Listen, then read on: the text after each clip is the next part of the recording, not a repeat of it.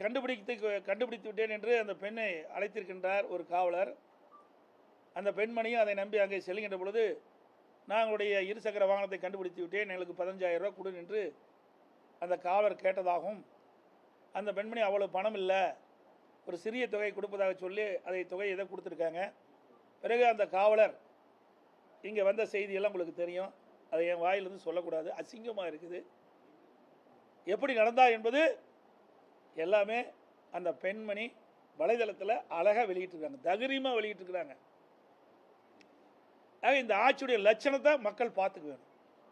தயவு செய்து ஊடகங்களும் பத்திரிகை நண்பர்களும் இதை முழுமையாக வெளியிடுங்க. இனி இப்படிப்பட்ட பிரச்சனை நடக்கக்கூடாது என்பதற்காக நான் சொல்கிறேன். ஊடக நண்பர்களும் பத்திரிகை நண்பர்களும் நடக்கின்ற செய்திகள், நாட்டில் நிலவுகின்ற பிரச்சனைகள், நாட்டில் நிலவுகின்ற அட்டுழியங்களை, பெண்களுக்கு பாதுகாப்பாக இப்படிப்பட்ட செய்திகள்லாம் வெளியிட்டீங்களா தான் பெண்கள் பாதுகாப்பாக இருக்க முடியும். இனியாவது இப்படிப்பட்ட துயரமான சம்பவங்கள் நடைபெறக்கூடாது என்பதுதான் என்னுடைய நோக்கம்.